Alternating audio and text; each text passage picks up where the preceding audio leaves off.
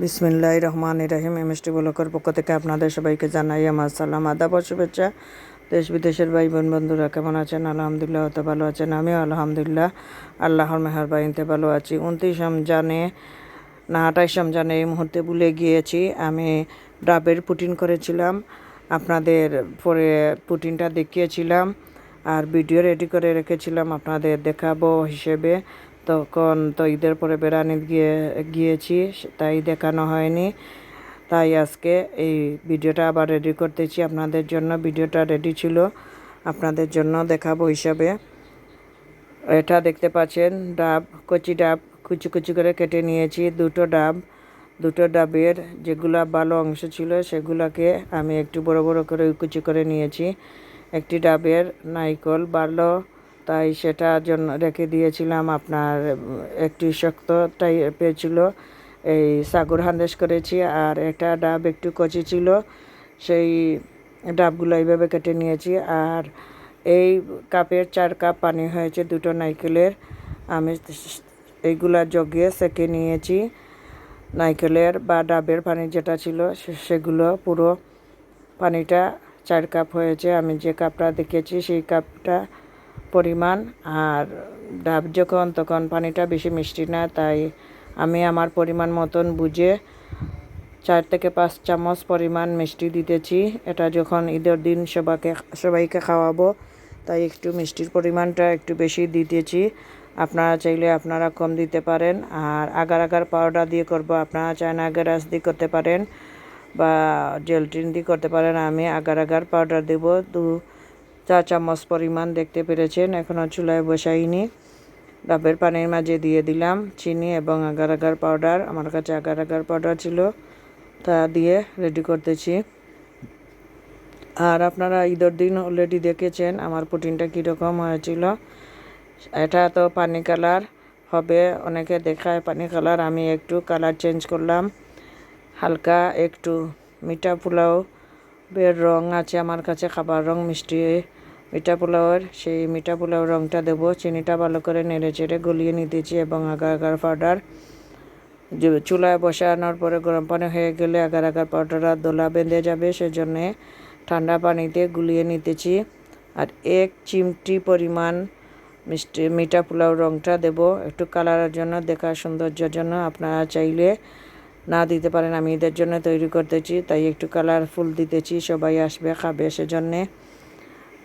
আর বলেছিলাম এই ঈদের পরে সিলেটে গেলে ডাব আনবো, গাছে ডাব নাই। তাড়াহুড়া করে বেড়াতে গিয়েছিলাম, বেড়াতে থেকে এসে আবার চলে এসেছি রাতের বেলা, তাই ডাব মনে নেই। দেখি আরেকদিন আপনাদের জন্য পানি কালার ডাব দিয়ে পুটিন একটা তৈরি করব, দেখবেন। এটা কালারফুল দেখেন। আমি চুলায় অলরেডি বসিয়ে দিয়েছি পানিটা।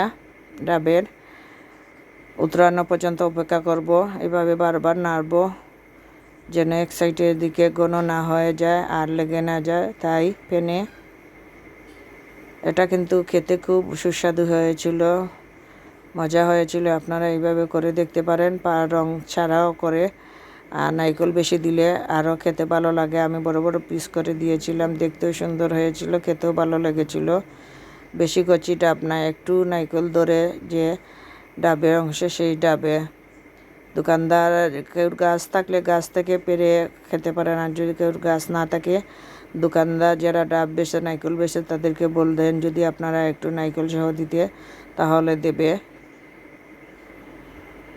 আবার কেউ কেউ পুরো কচি ডাব চাইলে কচি ডাব দেয়াতে, এটার মাঝে একটু যদি নারকেল হয় তাহলে খেতে ভালো লাগবে। দেখতে পাচ্ছেন উতরিয়ে গিয়েছে। আমি একটি কেকের মোল্ডে ঢেলে নেব আর একটা কাচের লাচ্ছি বাটিতে ঢেলে নেব কিছু অংশ, সৌন্দর্যটা দেখার জন্যে কীরকম হয় সেজন্যে। আমি পরে মনে হয়েছে মোল্ডে ডালার পরে যেন একটা ছোটো বাটিতে নেই, কাচের বাটিতে। আর এটা কিন্তু সাথে সাথেই ডালতে হবে, না হলে জমাট বেঁধে যাবে, সেজন্যে গরম গরম ডালতে হবে। এই দেখেন লেগে গিয়েছে প্যানের গায়ে। আমি যে কোনো জিনিস হালাল করতে চাই, তাই ফেলে দেওয়া পছন্দ করি না। এখান থেকে আর একটু পরিমাণ নিয়ে নিলাম, বাটিতে কম।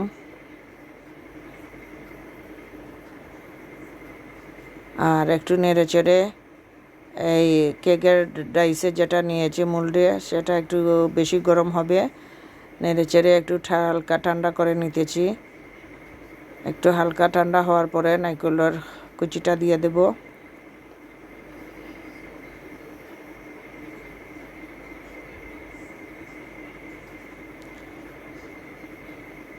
কারণ রমজানে লাস্টের দিকে ঈদের ঝামেলা কাজ ছিল, তখন দিতেও ভুলে গিয়েছি। আর রেডি করে রেখেছি, আরও কয়েকটি ভিডিও আছে রান্নার রয়ে গিয়েছে, দিতে পারিনি বেড়াতে যাওয়ার কারণে। বেড়ানোরও অনেক ভিডিও ছিল বা এখনও আছে, আপনারা আস্তে আস্তে দেখবেন, একসাথে তো সব দেওয়া যায় না। আমি নারকেল কুচিটা ভালো করে আস্তে আস্তে চারপাশে দিতেছি। কীভাবে দিতেছি আপনারা দেখতে পাচ্ছেন।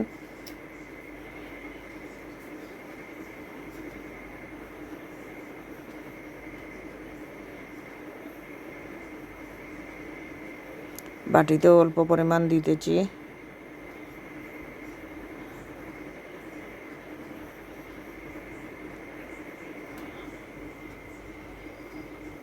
আর একবারে নিচের যে অংশ থাকে হালকা, সেগুলো ওই বাটি পিরিচে রয়ে গিয়েছে, সেগুলো দেইনি। ভালো অংশ যেগুলো, সেগুলো কেটে নিয়েছি আমি পাতলা পাতলা করে। আমি এটা 10 থেকে 20 মিনিট রেখে দেব। আপনার ফ্রিজের বাইরে যদি জমাট বেঁধে যায় তাহলে ফ্রিজের বাইরে রাখবা, আর যদি জমাট বাঁধে না বড়টা, তাহলে ফ্রিজের ভিতরে রেখে দেব।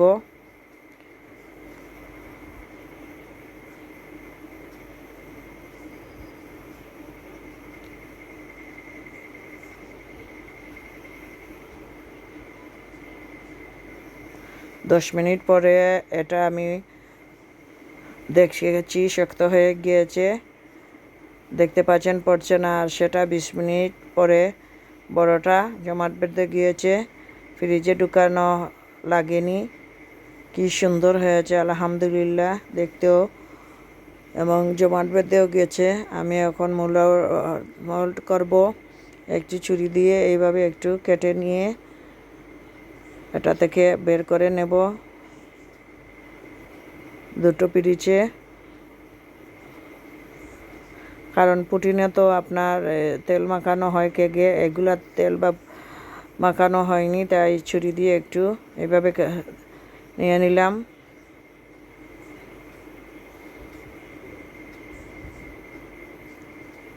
এভাবে বাড়ি দেওয়ার পরে খুলে যাবে।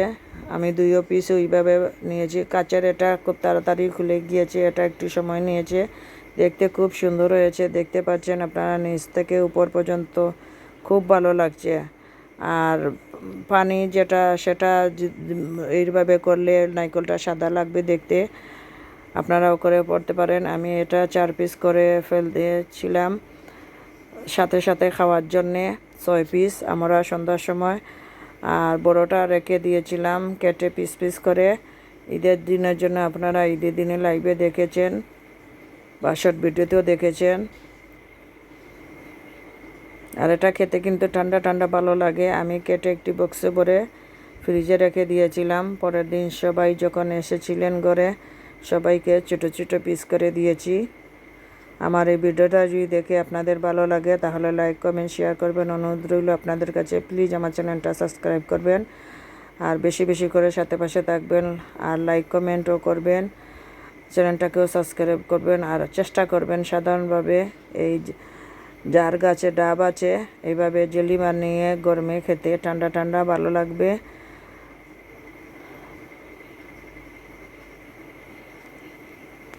আরও আমার ভিডিও আছে, আপনারা দেখতে পারেন। 1 পিস কেটে দেখিয়েছি, এটা পরে গিয়েছে, আর 1 পিস নিতেছি।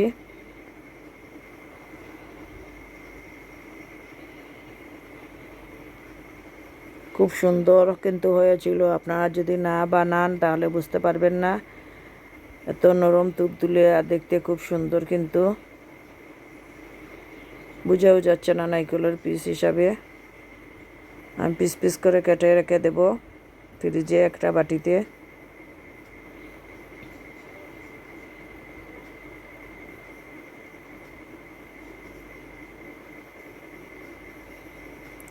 আমার এই ভিডিওটা যদি দেখে ভালো লাগে আবারও বলছি লাইক কমেন্ট শেয়ার করবেন। সবাই ভালো থাকুন, সুস্থ থাকুন এই কামনা করে বিদায় নিতেছি। আসসালামু আলাইকুম।